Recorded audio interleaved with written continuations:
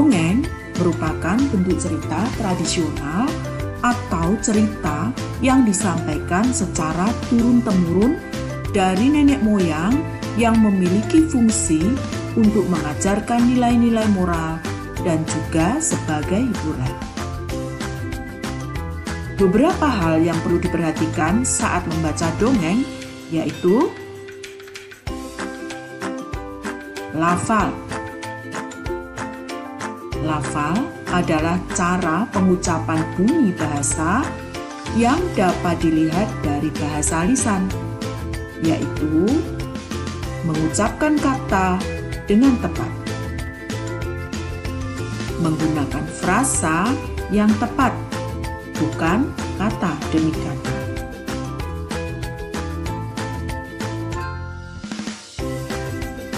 Intonasi suara. Intonasi merupakan ketepatan pengucapan, tinggi rendahnya nada kalimat, dan keras lembutnya nada kalimat.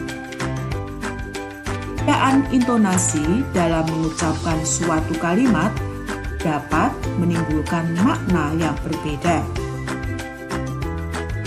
Kalimat yang diakhiri dengan tanda titik, intonasi suaranya datar. Kalimat yang diakhiri tanda tanya, intonasi suaranya menurun. Kalimat yang diakhiri tanda seru, intonasi suaranya agak naik. Ekspresi. Ekspresi adalah gerak tubuh yang dapat mempengaruhi cara membaca dongeng yang baik dan penuh perasaan. Ekspresi wajah juga mempunyai peranan penting, terutama mata. Orang marah, gembira, atau bingung, dan sebagainya dapat ditunjukkan melalui pandangan pendongeng. Jeda. Jeda merupakan hentian sementara pada kalimat dan biasanya menggunakan tanda baca koma, titik, tanda spasi, tanda tanya, tanda seru. Jeda juga mempengaruhi perubahan makna suatu kalimat. Jika saat membaca bertemu tanda koma, maka pembaca berhenti membaca sebentar, lalu dilanjutkan kembali. Jika saat membaca bertemu tanda titik, maka pembaca berhenti membaca, kemudian pembaca mulai membaca kalimat berikutnya. Mari membaca. Pohon apel yang tulus. Dahulu kala ada sebuah pohon apel besar. Ada seorang anak laki-laki bermain di sekitar pohon itu. Dia sangat menyayangi pohon itu. Pohon itu juga senang bermain bersamanya. Waktu berlalu. Anak laki-laki itu tumbuh dewasa. Suatu hari, ia datang kembali. Pohon apel menyambutnya dengan gembira. "Ayo, bermainlah bersamaku," ajak si pohon apel. Aku tak punya waktu untuk bermain. Kami membutuhkan rumah untuk tempat tinggal. Bisakah kau membantuku?" "Kamu boleh memotong cabang-cabang pohonku ini untuk membangun rumahmu."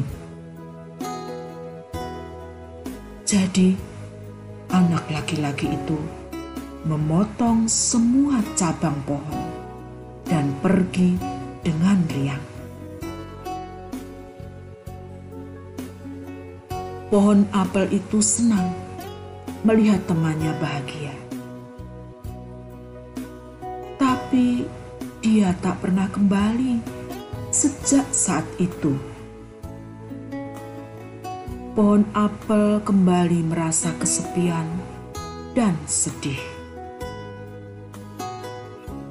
Akhirnya, laki-laki itu kembali lagi. Laki-laki itu dan pohon apel sekarang sudah sama-sama tua. "Aku sudah tak bisa memberikan apa-apa," kata pohon apel. "Tidak apa-apa, aku hanya membutuhkan sebuah tempat untuk beristirahat," jawab laki-laki itu.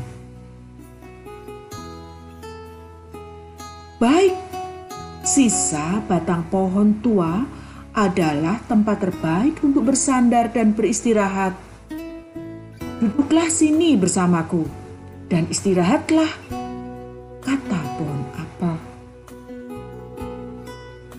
Laki-laki itu pun duduk bersandarkan batang pohon yang masih tersisa.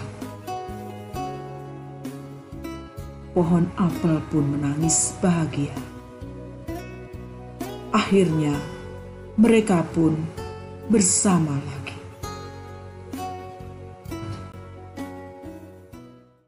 Semangat pagi, semangat, semangat, semangat. Alhamdulillah jika teman-teman sudah semangat. Baik teman-teman, NIN kita hari ini yaitu tentang cara membaca dongeng yang baik. Yuk kita simak materi berikut ini. Nah, sekarang kita akan mempelajari bagaimana ya cara membaca dongeng yang baik.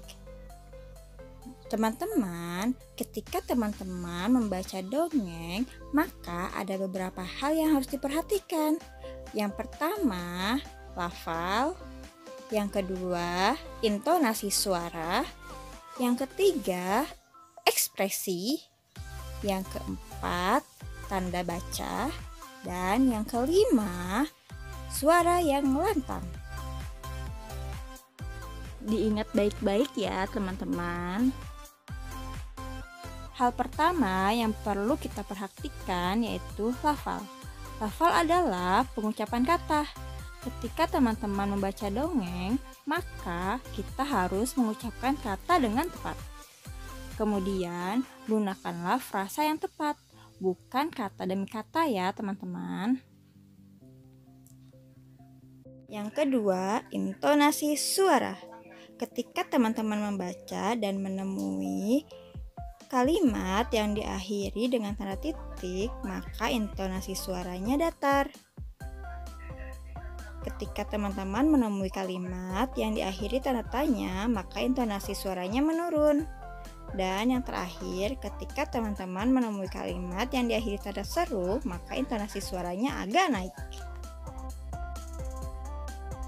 Yang ketiga adalah ekspresi.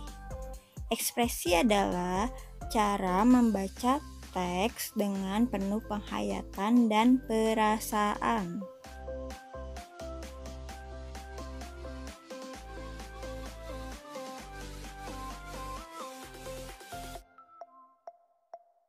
Keempat, tanda baca.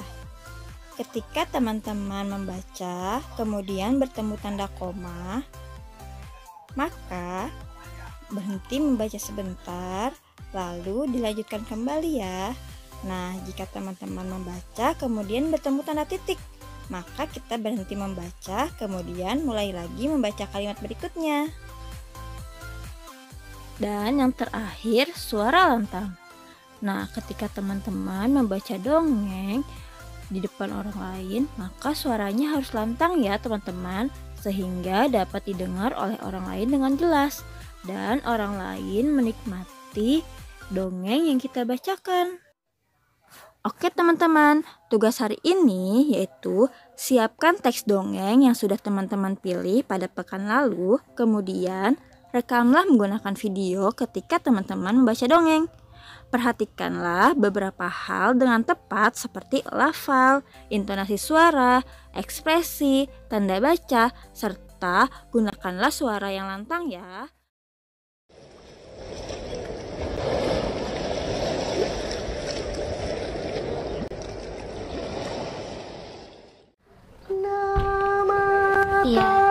Tanggar tidak asing lagi,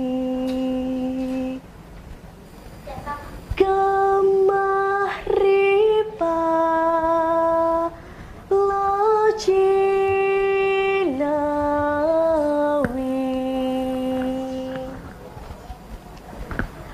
Dan di balik itu, Tengger menyimpan sebuah cerita yang sangat menarik. Maukah teman-teman se-Indonesia mendengarkan cerita dari Puput? Inilah cerita dengan judul Asal-Usul Nama Tengger. Cerita ini saya baca dari buku yang berjudul Kumpulan Cerita Rakyat dari Jawa Timur yang ditulis oleh YPB Wiratmoko. Begini ceritanya. Alkisah. Terdapat seorang Raja Majapahit yang pergi meninggalkan negerinya bersama sang permaisuri karena kalah berperang. Mereka membangun sebuah gubuk baru yang letaknya tak jauh dari lereng Gunung Bromo. Tak lama kemudian, sang permaisuri melahirkan seorang bayi perempuan yang amat cantik. Tetapi teman-teman, tidak seperti bayi pada umumnya. Bayi ini tidak menangis. Maka kedua orang tua bayi itu menamainya Roro Anteng.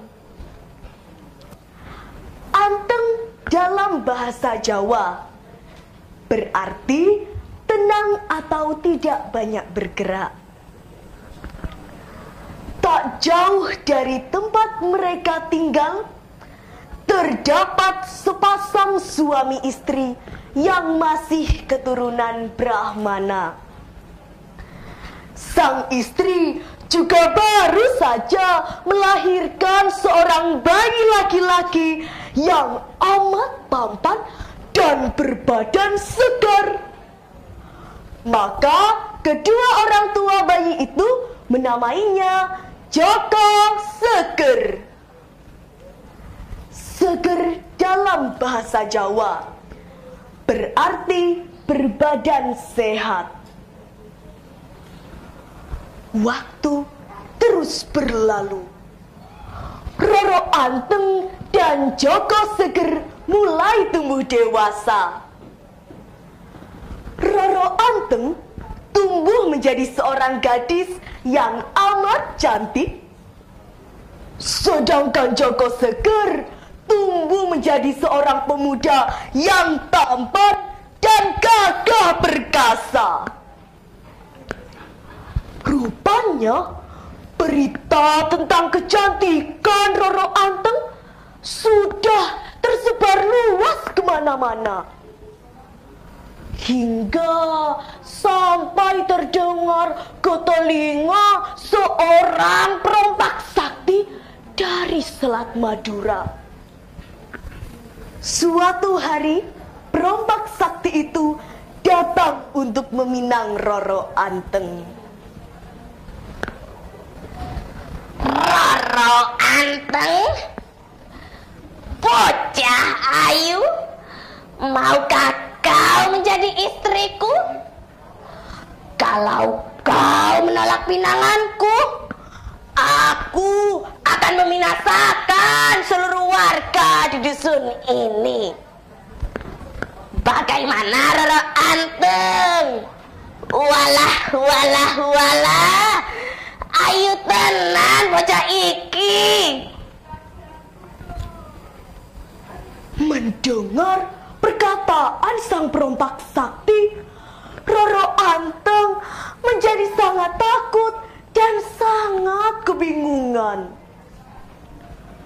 Gumamnya dalam hati, "Duh Gusti, bagaimana ini? Aku tidak mungkin menjadi istri perompak sakti itu. Aduh, bagaimana dengan nasib keluargaku dan seluruh warga di dusun ini?" Roro Anteng berpikir dan terus berpikir hingga ia mendapatkan sebuah ide. "Baiklah perompak, aku mau menjadi istrimu. Tetapi aku punya satu permintaan yang harus kau penuhi. Buatkan aku laut di puncak Gunung Bromo dalam waktu 1 malam saja." Mendengar perkataan Roro Anteng, perompak sakti itu malah tertawa terbahak-bahak. Wah, bocah ayu, bagus sekali permintaanmu itu. Kita akan dapat berbulan madu di atas perahu. Kapan bisa mulai kukerjakan? 2 hari lagi kau bisa memulai pekerjaan itu setelah matahari terbenam, dan laut itu sudah harus selesai sebelum matahari terbit. Ingat perompak, jika kau tidak berhasil, maka kau gagal memperistriku.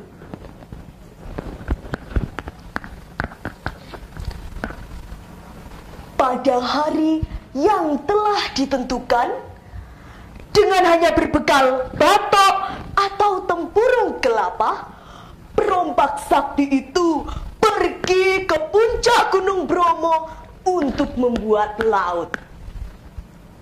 Sebelum memulai pekerjaannya, perompak sakti itu memohon kekuatan kepada sang penguasa kegelapan.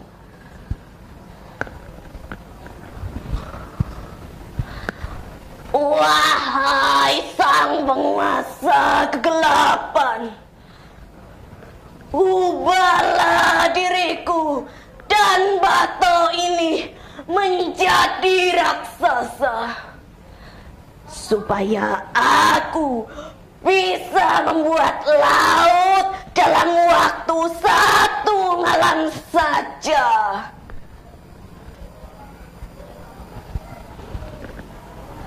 Tiba-tiba tubuh perompak sakti itu berubah menjadi raksasa.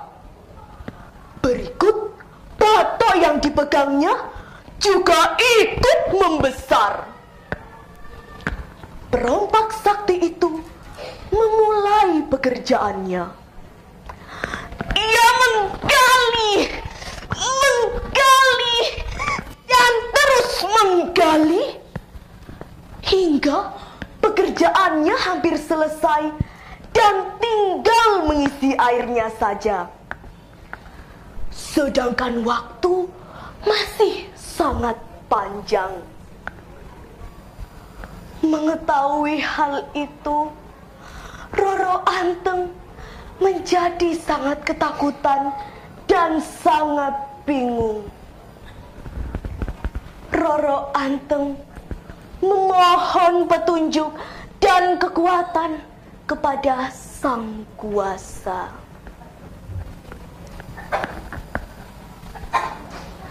Wahai Engkau Sang Hyang Widi,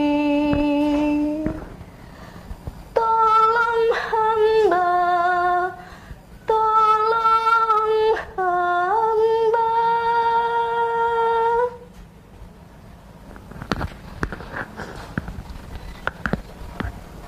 Roro Anteng segera mengumpulkan seluruh wanita yang ada di desanya.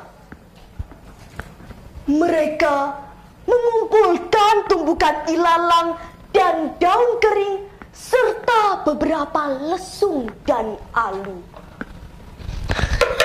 Ayo, cepat kumpulkan ilalangnya. Cepat berikan lesung dan alunya. Cepat bakar ilalangnya. Ayo, cepat, cepat, cepat. Api pun menyala dari tumpukan ilalang dan daun kering yang dibakar, sehingga dari kejauhan tampak seperti matahari yang terbit. Ditambah dengan suara lesung dan alu, ayam jantan pun bergagak bersahut-sahutan.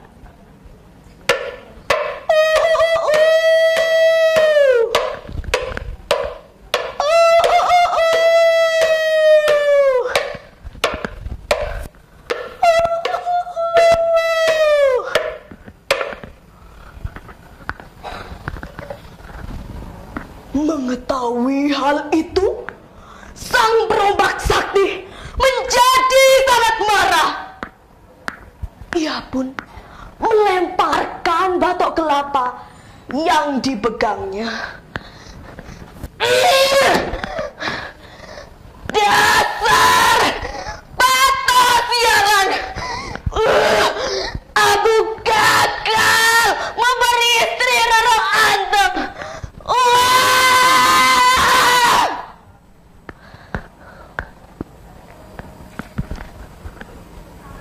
Perombak sakti itu meninggalkan lautan yang belum selesai. Dan tiba-tiba secara ajaib, blar! Batok kelapa yang dilemparkan sang perombak sakti berubah menjadi sebuah gunung. Yang sampai saat ini gunung itu disebut Gunung Batok.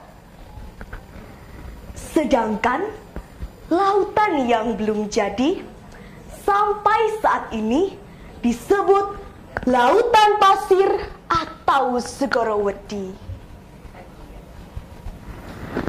Dan akhirnya Roro Anteng dan Joko Seger pun menikah. Mereka berdua hidup bahagia dan mendirikan dusun baru. Dan nama dusun itu diambil dari suku kata terakhir nama Roro Anteng, yaitu Teng, dan suku kata terakhir nama Joko Seger, yaitu Ger. Sehingga sampai saat ini dusun itu disebut Dusun Tengger. Teman-teman, hikmah yang bisa kita ambil dari cerita yang sudah saya sampaikan adalah hendaknya kita hanya memohon pertolongan kepada Sang Kuasa. Teman-teman, sekian dulu ya dari Puput. Mohon maaf jika ada kata-kata yang kurang berkenan. Matur nuwun.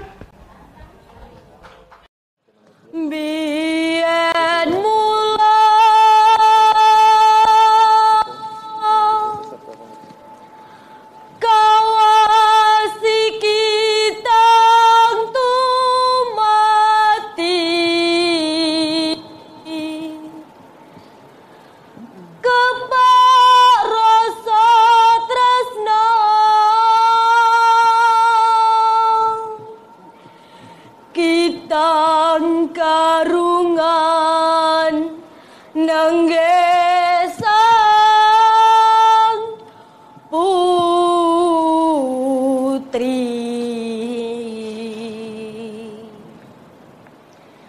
Sinta Dewi nyuwun pebono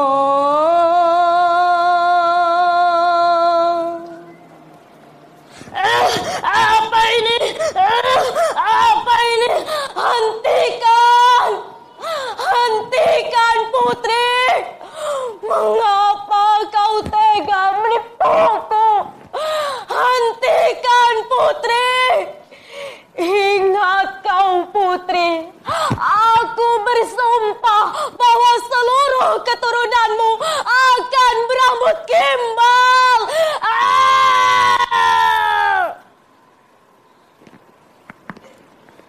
Nah, teman-teman, pasti penasaran kan dengan kelanjutan ceritanya?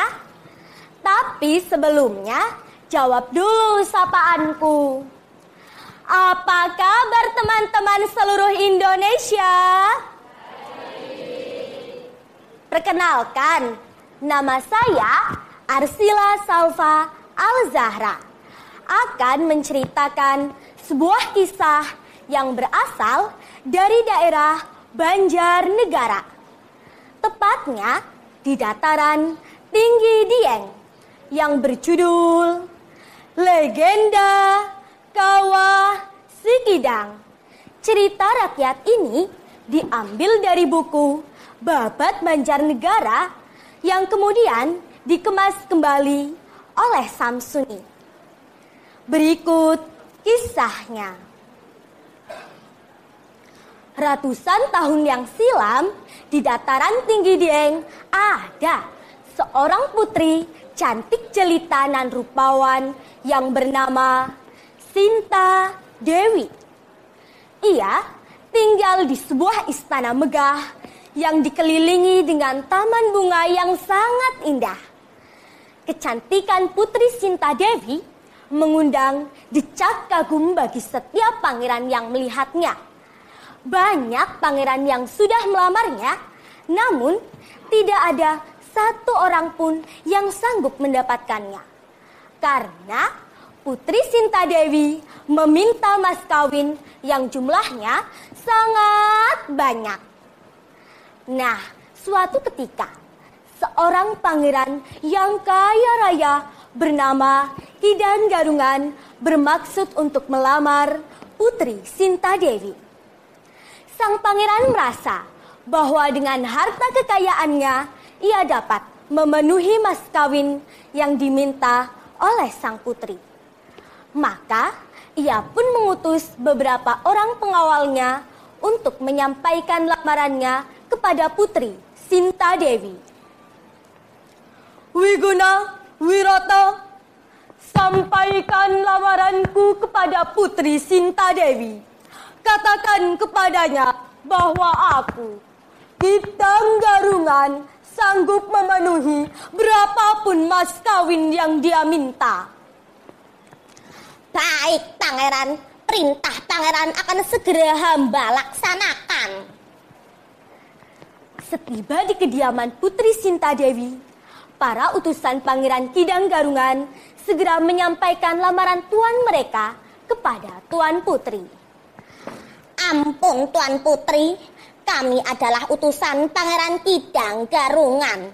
Kedatangan kami kemari adalah untuk menyampaikan lamaran beliau kepada Tuan Putri. Hai utusan Pangeran Kidang Garungan, berapa banyak mas kawin yang disanggupi tuan kalian untuk melamarku? Ampun Tuan Putri, pangeran kami memiliki harta kekayaan yang melimpah. Berapapun mas kawin yang Tuan Putri minta, pasti pangeran kami memenuhinya. Mendengar keterangan itu, putri Sinta Dewi terdiam sejenak sambil membayangkan wajah pangeran Kidang Garungan. Dia seorang pangeran yang kaya raya. Aku yakin pastilah ia tampan dan gagah perkasa. Oh, jadi begitu. Kalau begitu sebaiknya aku terima saja lamarannya.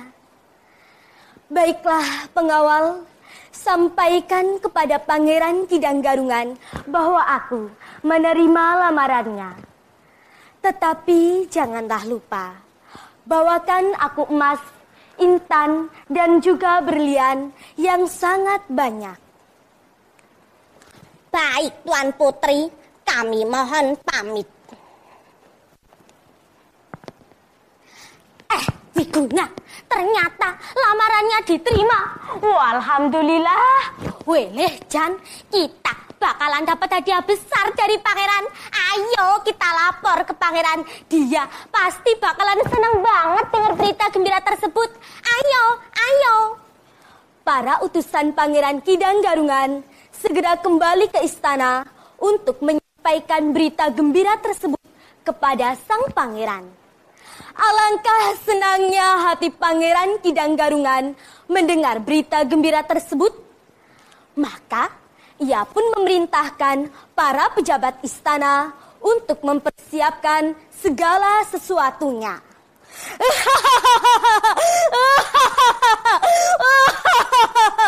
Benarkah Wiguna, Wirata, lamaranku diterima? Benar pangeran, bahkan sang putri menerimanya dengan senang hati pangeran. Baiklah kalau begitu. Wahai para pejabat istana, segera siapkan segala sesuatunya, termasuk mas kawin yang diminta oleh sang putri. Besok pagi-pagi sekali kita berangkat bersama-sama menuju istana sang putri. Keesokan harinya, Pangeran Kidang Garungan beserta rombongannya pun berangkat menuju istana Putri Sintadewi. Setiba di sana, mereka disambut meriah oleh sang putri dengan berbagai macam hiburan. Namun, ketika bertemu dengan sang pangeran, sang putri tersentak kaget karena sang pangeran bukanlah pria tampan seperti yang ada dalam bayangannya. Apa? Ternyata Pangeran Kidang Garungan bertubuh manusia tetapi berkepala kijang. Tidak, bagaimana ini? Putri Sintadewi merasa amat kecewa. Namun nasi telah menjadi bubur. Putri Sintadewi sudah terlanjur menerima lamaran Pangeran Kidang Garungan. Dia sudah berusaha ingin menerimanya, tetapi hatinya tetap menolak. Maka ia pun berpikir keras untuk mencari jalan keluar agar pernikahannya dengan pangeran berkepala kijang itu batal. Sebelum pernikahannya dilaksanakan, Putri Sintadewi memberikan syarat yang amat berat kepada Pangeran Kidang Garungan. Ketahuilah pangeran, kami yang tinggal di daerah ini amat kesulitan mendapatkan air untuk keperluan sehari-hari. Maka dari itu pangeran, Dinda ingin dibuatkan sebuah sumur yang besar dan dalam. Tetapi ingatlah pangeran, pembuatan sumur itu harus dikerjakan sendiri oleh pangeran dalam waktu sehari. Apa? Hanya itu, Dinda? Hanya itu? Bukan Kidang Garungan jika tidak bisa memenuhi syaratmu itu, Dinda. Pada hari itu juga, Pangeran Kidang Garungan membuat sumur di tempat sepi yang telah ditunjuk oleh sang putri. Dengan kesaktiannya, ia menggali tanah dengan tangannya sedikit demi sedikit.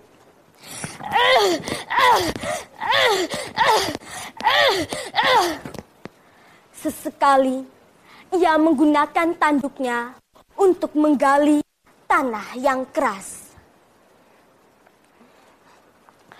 Pada saat penggalian sumur itu hampir selesai, sang putri pun mulai panik. Apa? Ternyata Pangeran Kidang Garungan sakti. Bagaimana jadinya jika ia benar-benar menyelesaikan sumur itu? Tidak, aku tidak mau menikah dengannya. Aku tidak akan membiarkannya menyelesaikan sumur itu. Pengawal, ayo cepat bantu aku menimbun sumur itu. Ayo Dayang, cepat bantu aku menimbun sumur itu.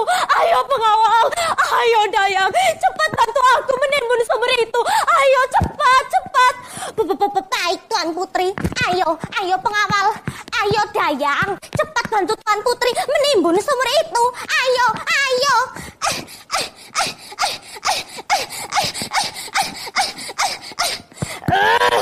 Apa ini Putri?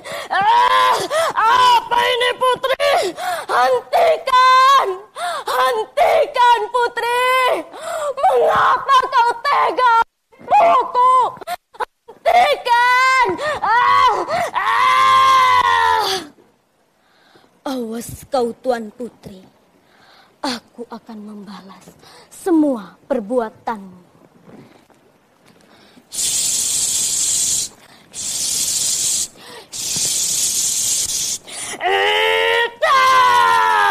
Apa?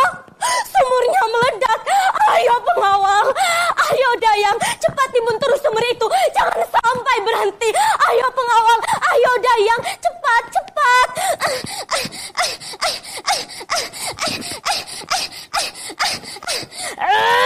Apa ini Putri?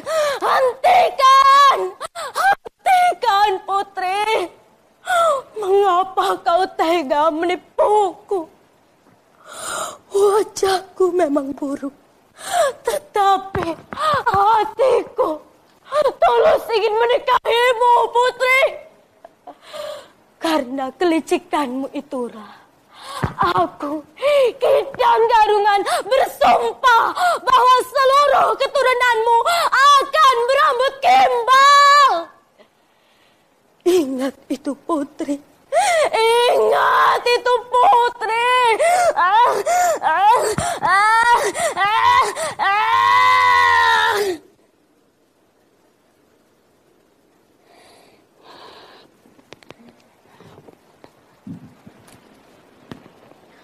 Akhirnya Pangeran Kidang Garungan pun tewas tertimbun tanah di dalam sumur itu. Sementara itu, sumur yang meledak itu lama-kelamaan berubah menjadi kawah yang kini dikenal nama Kawah Sikidang. Nah, teman-teman, asik kan ceritanya? Demikian cerita legenda Kawah Sikidang dari dataran tinggi Dieng, Kabupaten Banjarnegara, Jawa Tengah. Hingga kini, Kawah Sikidang masih aktif mengeluarkan uap panas yang mengandung belerang.